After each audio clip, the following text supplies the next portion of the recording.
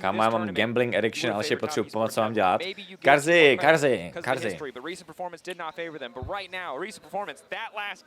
Už jsem ti říkal o tom, že máš možnost vyhrát super ceny na tomhle streamu. Když dáš vykřičník točka, uvidíš jaký ceny. Je to v podstatě gamba.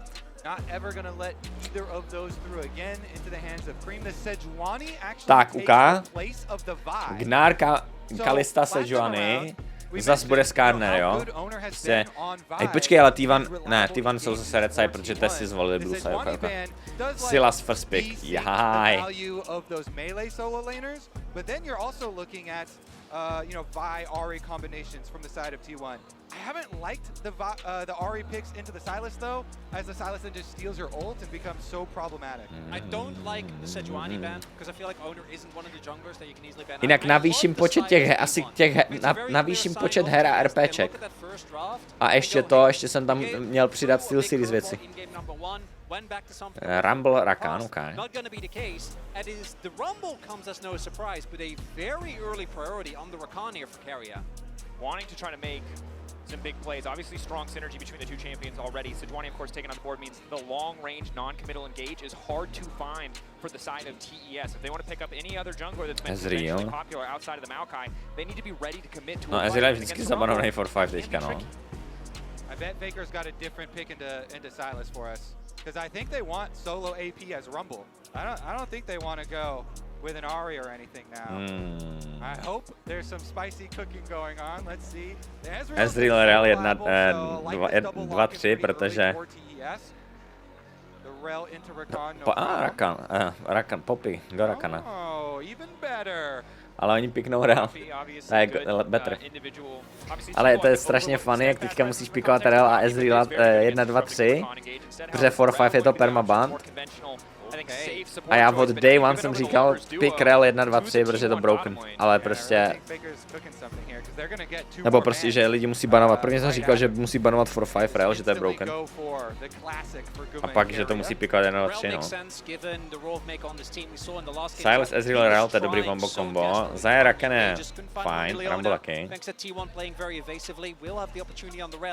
I'm a known Zaya anti. I think this champion really co pekne Faker do Sylase, to mě zajímá. Particularly in champions like the Ezreal that can stay outside over effective range. But Guma has done some incredible games on this, and I do think into champs like Sylas, who have no choice but to get on top of you, you can get a lot of value out of the pullback and your ultimate. Definitely can. A champion that protects itself. Perhaps showing Renekton ban, aren't as interested in playing towards their bottom. aby neměli wombo combo, Renekton Sylas Real byl lepší. Oriana, okay. Taking away Faker's Oriana. So to your credit, Kobe, if Faker is cooking up something, it has to be something new, because I think TS are taking away the remaining conventional standard options. Jako je to dobrý s Rakanem. Faker, but also in the context of the meta. Je to dobrý o Ezreala, Sylase. Uvidíme, jestli to zabrnou. Faker dá Akali, já mám pocit, že Sylas je good do Akali. Xante, Renekton.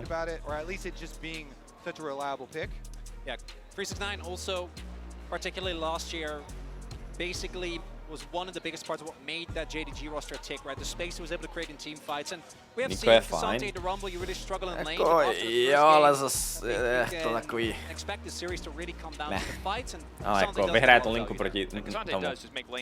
Oni banou Tristanu proti Fakerovi. Sus. The amount of damage it reduces, the fact that it makes you unstoppable. Can be tricky to play around, but now the Tristana. So they are anticipating that T1 themselves are also going to go towards a more double AD carry focus strategy. You brought this up earlier, Kobe, that single AP for Rumble, obviously pretty ideal. Zinzao Rakan je taky good. Would be a very AD heavy comp if they only have the Rumble. Yeah, Baker's Keria se tam usmívá, jak to, že se tam usmívá, mají něco cooked. Já se tam hodně usmíval, tady je něco navařeno. Kolik berou hráči z T1, tak Faker má $6 milionů ročně, mám pocit. Myslím, že se to nějak líklo, oni vemou Galia. Galio do Rumbla. In this exact 1v1, and it's also taken away the Galio that would have mitigated a lot of the threat that Sylas can bring. That taunt from Galio is so disruptive to any dive threat. I was actually thinking one of the Viego je biggest nebezpečný. to the Zinzao is the Kazakhs, but I think the Viego works a lot better with the comp. A lot of upfront burst and CC available here. And this Zinzao pick, Owner is great at it. It works with T1 skirmishy style, but into a Silas, giving him that additional power. Really big ultimate could be something. This would really lead nemají CC na tu LeBlanc. So far. No to na. Carry playing with our hearts right now. Rice, to by bylo funny. I mean, it's whatever he Carry se směje, hajzlí, dívej. A hry, no. Na mikro, na draft, na laneface, 6 hodin reviews, 10 hodin solo queue, masér, psychoterapeut, kuchař, fyzioterapeut, optika, kamera na klávesnici, kamera na trenéra, kamera na tohle, kamera na tamto, stíhají špionážních holub na scouting proti hráčů. Vojtičku, díky za 333.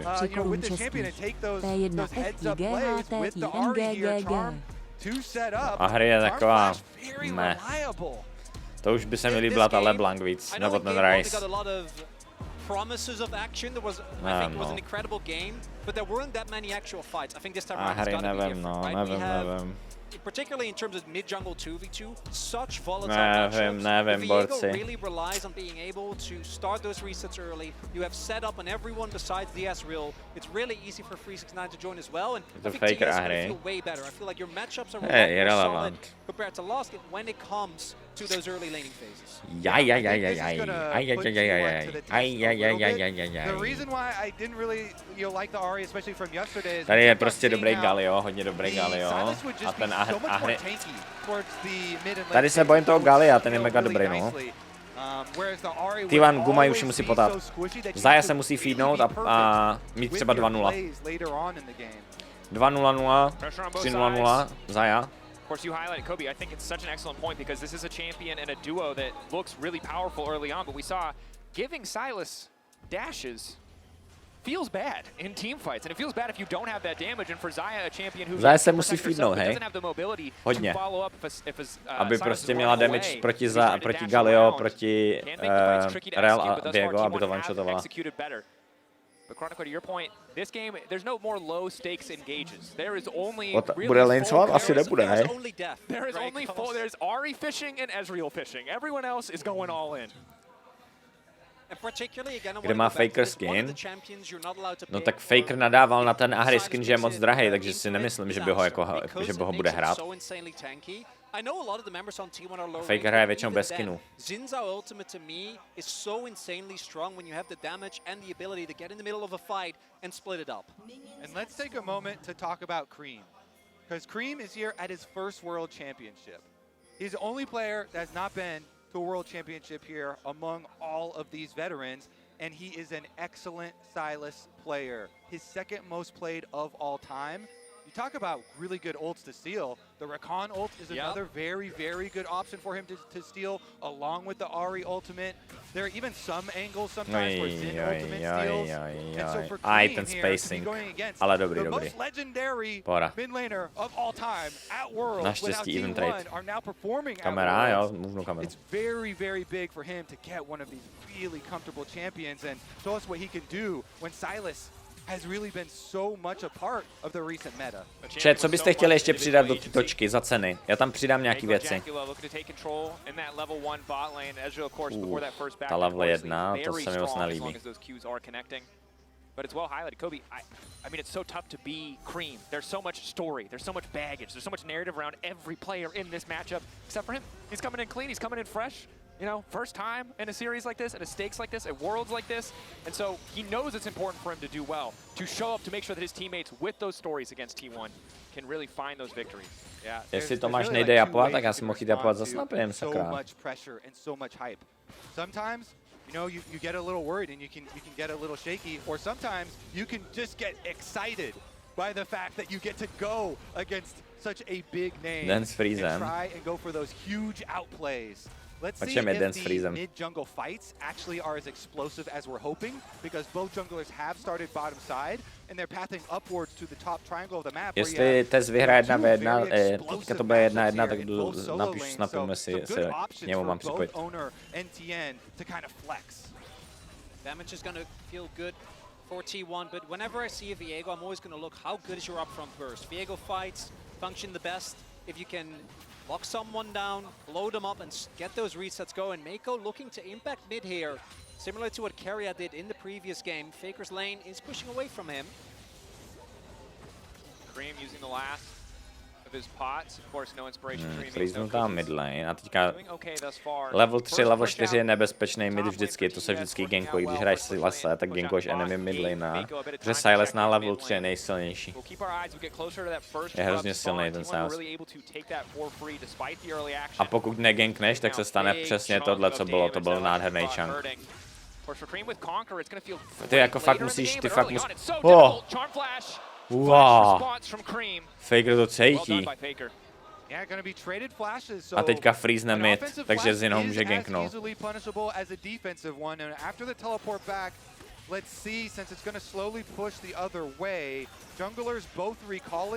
Ale když negankneš Silase na 3, na 4, tak Silas potom začne prohrávat 1v1 a musí do báze. Proto se i gankuje prostě ten Silas. In the jungler's options for maybe affecting these flashless mid laners. And there's a limited window of time, as we know, because both of these post 6 are going to be either extremely hard to kill, extremely mobile, or both. Silas can easily steal that ultimate from owner, become more tanky in case of ten Galio je hodně annoying pro toho Rumbla. Now get the first couple of backs to come through. Nothing crazy thus far. Faker is still holding on to his TP, so any trade he makes now with Cream, he's going to be feeling great about. And first objectives are starting to come up on the map. You have the early Ocean Drake again setting up for a strong soul here. Good wards as well. Ten mid lane je takový, že oba dva midaři freezujou perma. Když mají příležitost, ale ty chunky jsou hodně dobrý, tyjo.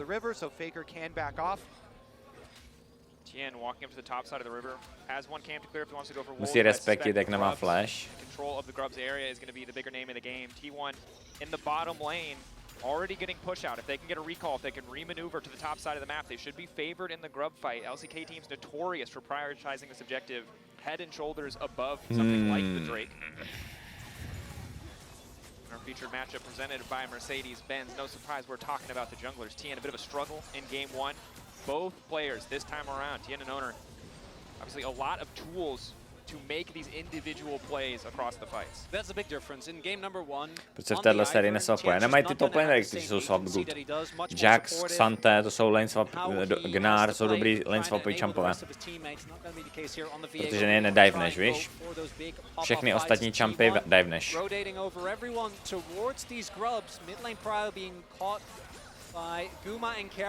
Tady je klasický shift na mid bot lane, aby měli grubíky. Uvidíme, jestli získají, už má jednoho. A tady to můžou give upnout, už má jednoho a pak kontestit další, když tak. Ale oni to negive upujou.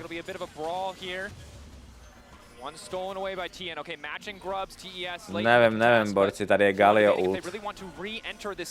Tady je to nebezpečný, jak bych nefajtil. Ale má jednoho grubíka, tohle měli se naučit Fnatic dělat. Že prostě takhle vemou jednoho grubíka, když tak nechají 2 grubíky tomu druhému týmu, když prohrávají, což tady podle mě týmu by nevyhrávali.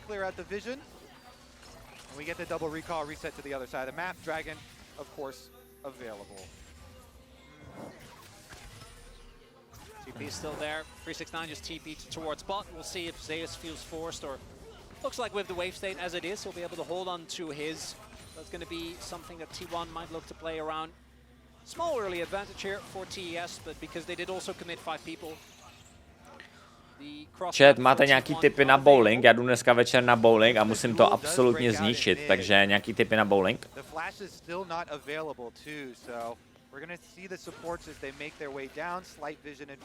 Hoď kuličku rovně prostě, nebo tref kuželky. Bacha na modrý koule, s tím mám zkušenost, to se nemusím bát. Neháželi to do žlabku, strč prsty do dírek. Míř vždycky na tu druhou.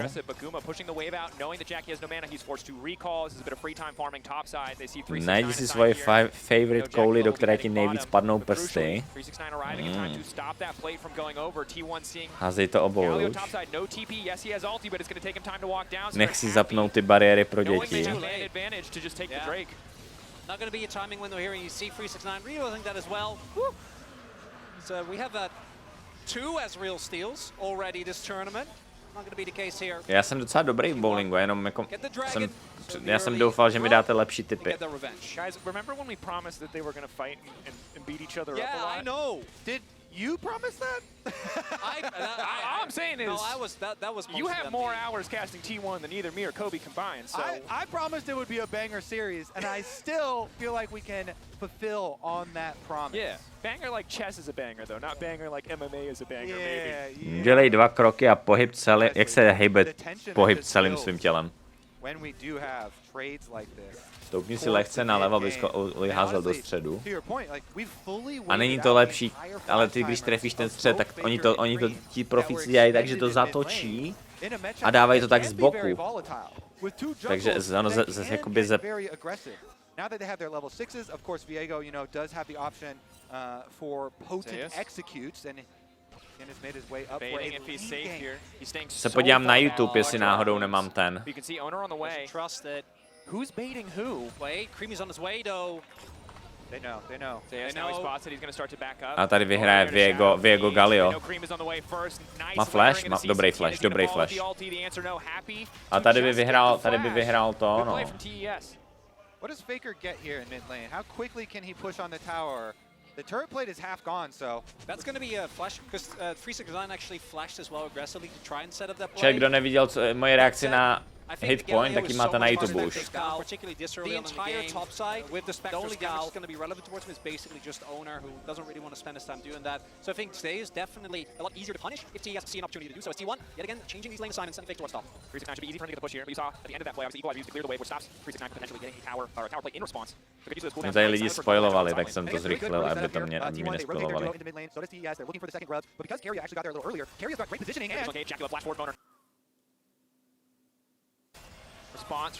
Okay, Jackie nemá Ezreal. Počkej, před grubíkama, forceli flash na Ezrealovi a HPčka, to by měly být free grubíci. Ale Tian se snaží, on se snaží sneaknout jednoho grubíka, ten Tian. Snaží se stealnout jednoho grubíka, to dělá dobře ten Tian. A stealnul. A teď utečou a budou to 3-3 a neřeší. A oni zůstávají a chcou fightit? Tohle je divný, to já si myslím, že intí. To naintili úplně turbo. What? To bylo ale úplně obvious. Když vzali jednoho gruba, Ezreal měl 300 HP. Oh! Faker! Faker tam našel 2 charmy v tom fightu. Na Viega a na Ezreala tady. Vyhrál fight. Úplně vyhrál fight. Double taunt comes in. 369 just gonna walk away. Trying to get control of the wave. 3 for 3 the grub score, but Faker. Tyjo, Faker to zahrál dobře, ale tady je hrozně atypický, že jako top esport po tom, co udělali to, co měli udělat, vzít jednoho grubíka, tak měli jít pryč, tady měli jít pryč, já nevím proč tady. A tady to hrozně obvious, že tady bude. Tohle je atypická chyba, hrozně špatné. To je fakt jako hodně bad. A Jackie má 0 HP, takže ani nemůžou fightit, protože Ahri ho zabije, že jo? Wow. And this is the flash that was burned earlier by Owner. T1 communication has been great. Again, that vision control was set up earlier by Carrier. He was waiting in that bush for 45 seconds. And while TES came to a play that was 1 minute in the making, it was T1 who came 2 minutes ahead of schedule, ready to set this objective up. Tyjo. Hrajou fakt dobře T1. Tohle vypadá jako, že by mohli, tyjo. T1 Genji bude zajímavý. Problém je, že Genji ví, jak vyhrá proti T1. To je problém.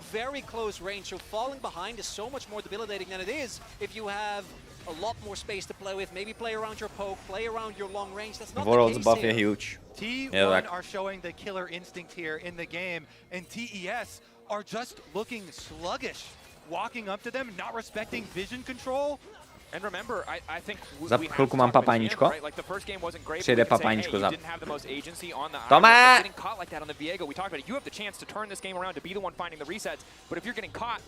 There's just as much accountability in those moments. You cannot afford to make mistakes like that. A tady nechaj draka, vemou ty na top turret. pláty. Tohle je ale hrozně bad od Tes. Oni tady tradí pláty na top lane za draka, to si nemyslím, že je good. A hry bude strašně ahead kvůli tomu. Už vzala jeden plát, teď veme druhý plát, možná veme třetí plát. Kolik plátů veme z hry? 4 pláty vzala? Ty bláho, 4 pláty. Wow. To je hodně dobrý pro T1. To je hodně dobrý pro...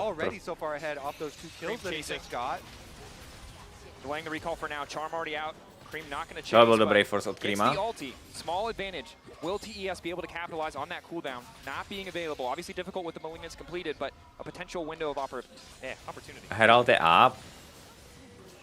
Yeah, Cream with nice little jump there, but as you mentioned, the ultimate cooldown so low. Jakou hodnotu má drak v goldech? Jsem to věděl dřív, než to nerfli. Oni to nerfli strašně moc krát. Dřív to mělo hodně velkou value, teďka nevím, kolik to má value.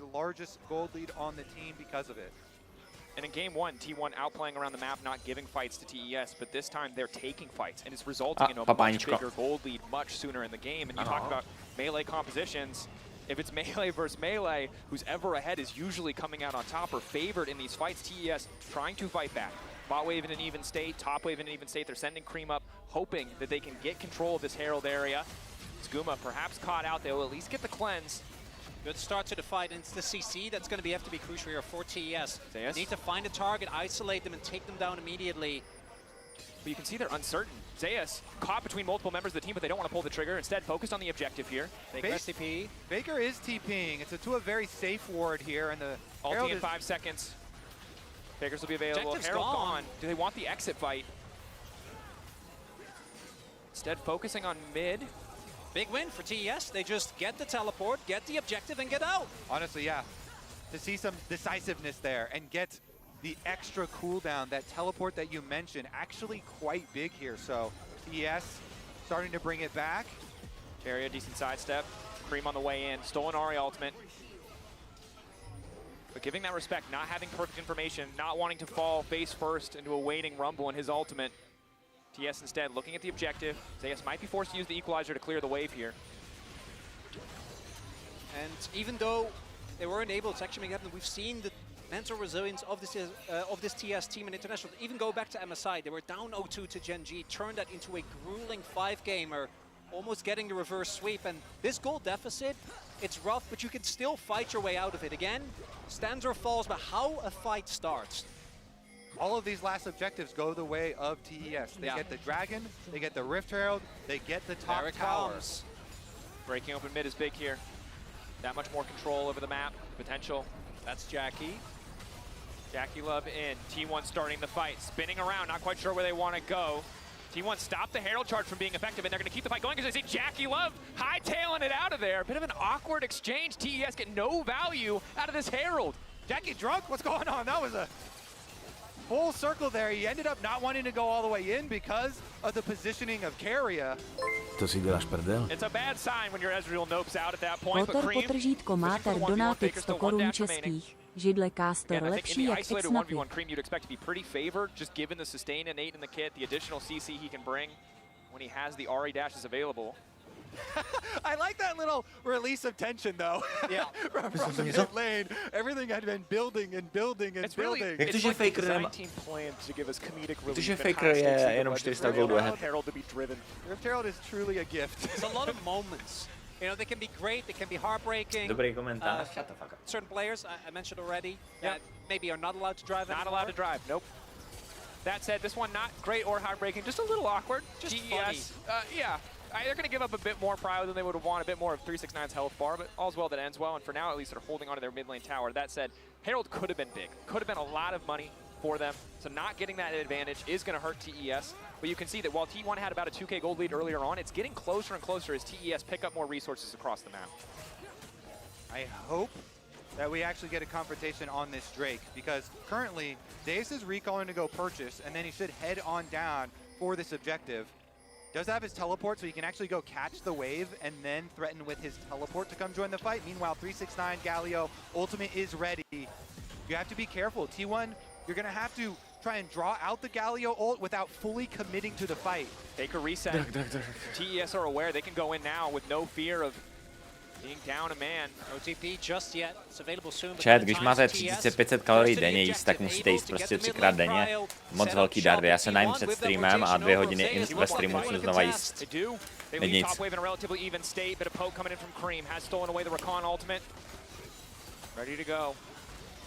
OK, ukáž. Tohle nevypadá dobře pro T1, jakoby. Tady je to asi Free Dragon, leda, že by Faker našel nějaký pick. Faker tam jde, chce skočit. Dobrý disengage, teď možná můžou fightit znova. Faker dobře back and forth, tady umře určitě jeden. Ale Faker tady zahrál dobře back and forth, dejte to kill, Zaya to kill. Škoda, že to bere Faker. Zaya by se měla feednout. Good play from TS overall. They do have to pay with the life of their chicken top laner. Giving up a kill for a Dragon, you're going to take that for sure. T1 looking for a little bit more than that, I do think. We'll see, they might be able to whip out low takovýhle push it further, but looks like they don't want to take the risk. And Jackie going untouched in that fight, I think, is a large reason of why T1 didn't commit further. Still flash on Owner, still flash on Faker. And when we look back at this fight, we'll see that a lot of the damage tady ale Faker hraje fakt dobře tu hry, že jde back and forth. Tady kdyby neflashla dobře ta rel potom, že oni vyskočí ven, Zin dobře ultnul, a tady kdyby rel neflashla, tak dostane Faker reset a zabije tam i Silase. Tady by byly 3 killy, kdyby to ta rel nezahrál tak dobře. Chat, buďte rádi, že nejím 5krát denně. Kdybych jedl 5krát denně, tak jim každý 2 hodiny na streamu. A to byste nevydrželi. Very cognizant of trying to use their dash champions Faker and Keria to go in and then bait out a Galio ult and then dash away to try and avoid. But as you mentioned, Mako kind of locks them in with a good rel kind of pulling them back. And in the end, to je dobrý. a price to pay for the Však furt žereš na streamu, no to jo, ale já bych žral ještě 2krát tolik, kdybych žral 5krát denně. Teď žeru jenom 2krát na streamu. Normálně bych žral 4krát. T1 usher that wave in, watch it fall, but it'll be traded back by 369 on the opposite side. That even further, and we haven't talked about it yet, is now just on the map is the Baron. Whichever team is going to have to try and play in the Baron with the wave clear that they have on either side is not going to be feeling too hot. Definitely not. Mám počkat po hře, to jíst. Ta chuť je taková, je to kreveta v takovém rýžovém obalu. Rýžový papír a kreveta se sojovkou. Mega chuť. Especially since Cream on this Silas has cut down a lot on Faker's gold lead, and he can create room for Jackie Love in these team fights with a Galio on top of now a 2-item Silas and really good ults to steal. You saw the idea last time around, stealing away the Rakan ult. Being such a tanky possible engager here, both Cream and Mako to set up for possible 369 ults. I do apologize for setting false expectations as we have Faker 2 itemy. It's okay. We forgive you. I felt guilty about it. I can't say the fans will forgive you, but we forgive you, Mal. You never hold a grudge. That said, I feel like Baron, as it was in the previous game, is probably where we're likely to see these fist fights. Keria and Mako fighting a Pokemon battle as their junglers way behind them. Silas je problém, začíná prostě vyhrávat tu sideline. Both ultis forced out here. Proto moc nechápu tu ahry do toho Silase. Who can get better setup? Who has their waves in a better spot? Who has better cooldowns available? And so many of these micro moves might not initially seem important, but they are team fight defining. And after a play like that, you know, the real big benefit is the extra 30 seconds that you kind of get for Cream, because he forces Faker back to base. And so Faker goes to regenerate his health, but Cream then pushing out on the bottom side, fitness se prostě nevyplatí. Musíš furt žrat, furt sereš.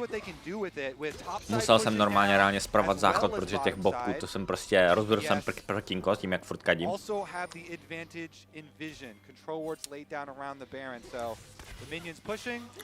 Jako T1 jsou skoro 2k gold ahead, ale tady je problém, že Silas začíná vyhrávat sidelane. Má prájo. A lot of volatility in this fight. Rumble teda teďka, jak dostaví druhý item, tak začne být hodně nepříjemný. Fighty jsou hodně nepříjemný, no, pro oba týmy.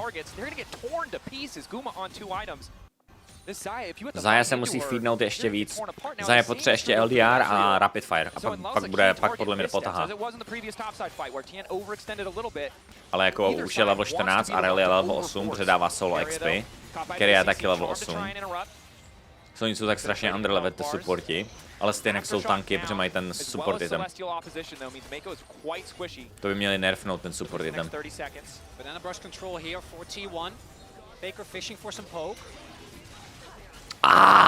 Co? Pane bože, co bylo za damage? Jak nemá ten Celestial Body, tu nesmrtelnost, tak dostaneme one shot, protože je level 8. A Faker to misnul, kdyby to je free drak. Ale ten drak je irrelevant, to je to druhý drak, to neřešíš. Faker, Guma, T1 finding an objective with chunk damage. Oni okamžitě crossmapujou Tes, jo. Zeus kvůli to musí typovat. Tady ty jedničku chcou vzít ještě, ano. Já s tím druhým jídlem počkám po hře, jo, ať tady trošku komentujem. Oni chcou vzít ty jedničku. To ani nemusel ultit, ale neměli vizi.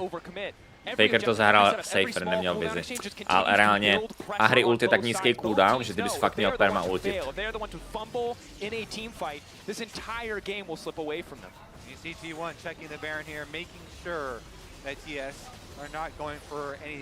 Zaya bude one-shot.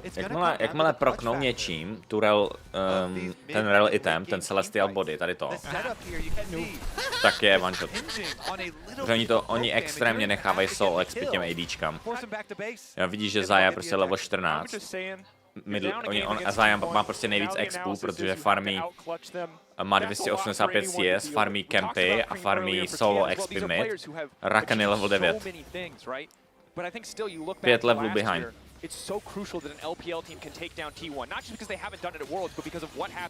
To je ten rozdíl mezi hitpointem a tebou. Kluci s vodkama na další hru nepočkali. Faker tu hraje a hraje fakt dobře, ale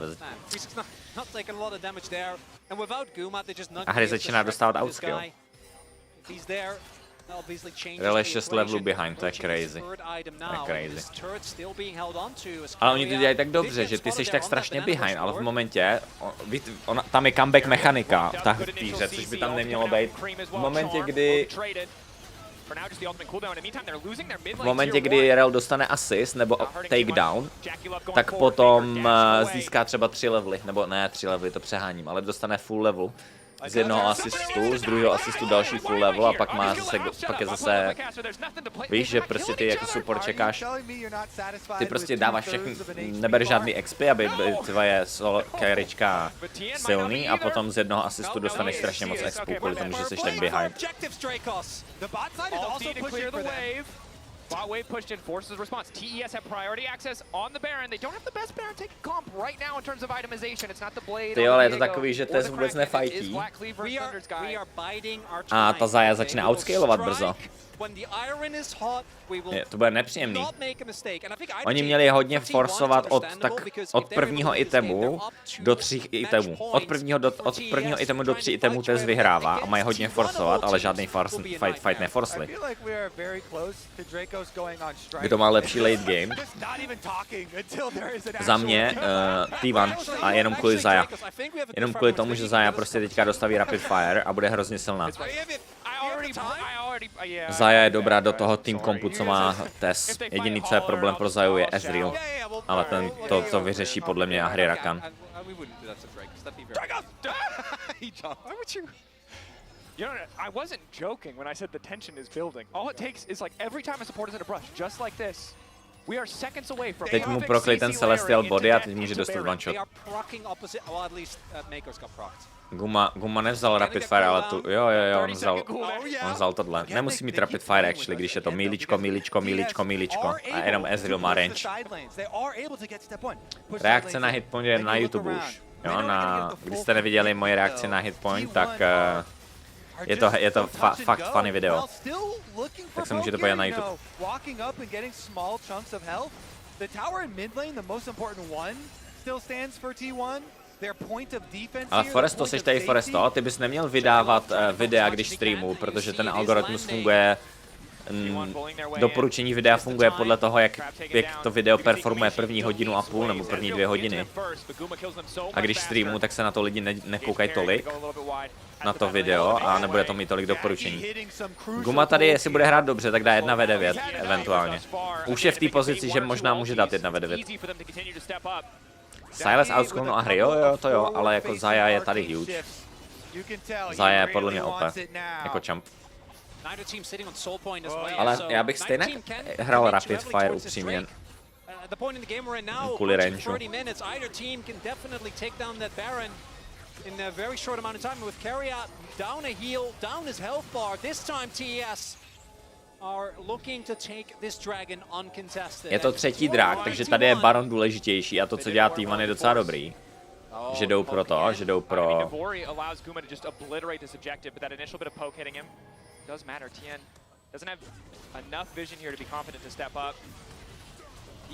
Navory je hodně OP, hej, na Zaya, ale tady jde spíš o to, že prostě Zaya by s tím rangem mohla outpouknout Ezreala z Rapid Fire, protože je tak silná. Ona by dala jeden auto-attack na Silase, Gallia, nebo někoho a ten Galio je prostě 20%, 30% down. Tady je dobrý charm. Dobrý charm. Tohle bylo hodně dobré. To bylo hodně clean, že oni se tady grupli tady v té pozici, že to vypadá, že jsou tady a pak tady byli 2 lidi. Nevím, tady ten fight ne, to ne. To tady použili hodně na rel a tady to se mi nelíbí, tady to můžou trnout.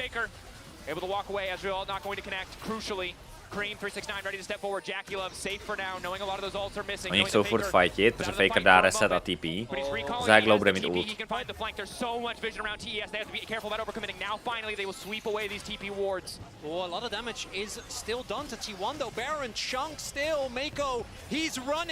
A oni viděli Carryu. Tohle je blbý pro T1.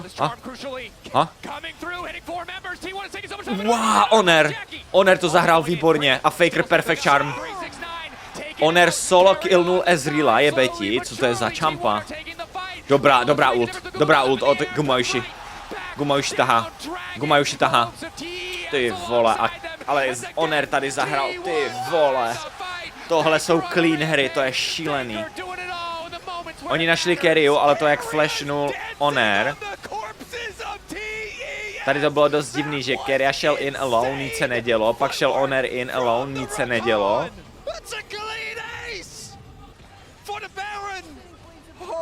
Tyjo, já chci vidět ten fight znova, protože tady Honor, to co udělal Ezrealovi, bylo šílený.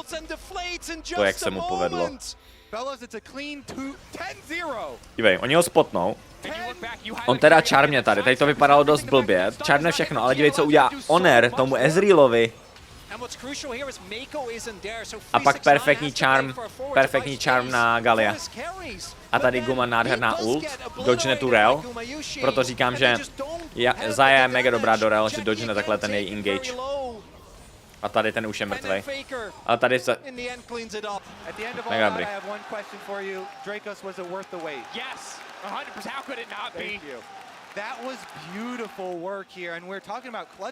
Tohle bude 3-0 borci.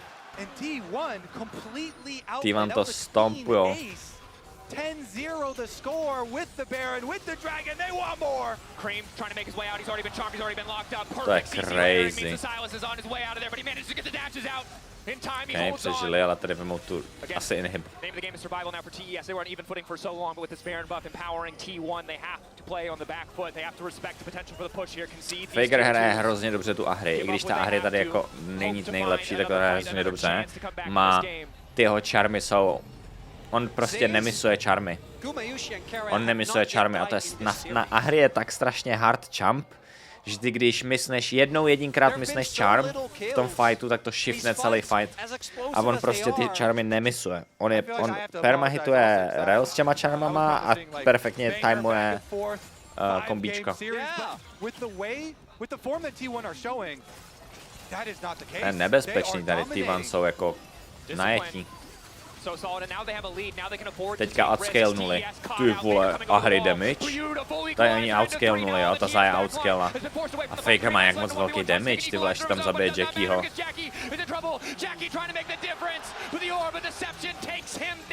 Ty jo, tohle je jako clean, já si jdu napapat.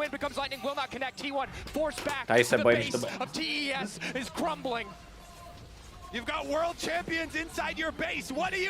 Ty pičo, já se poseru, kam mi to já jsem to otevřel a spadlo mi to na... They don't have the items, they don't have the wave flare, he goes in! Charms in, but there's nothing he can do on a knife's edge for so long, but in the clutch, T1 again show up to move on to match point. Ty pičo, mě to spadlo na zem a vysypalo se mi to na zem, do piči.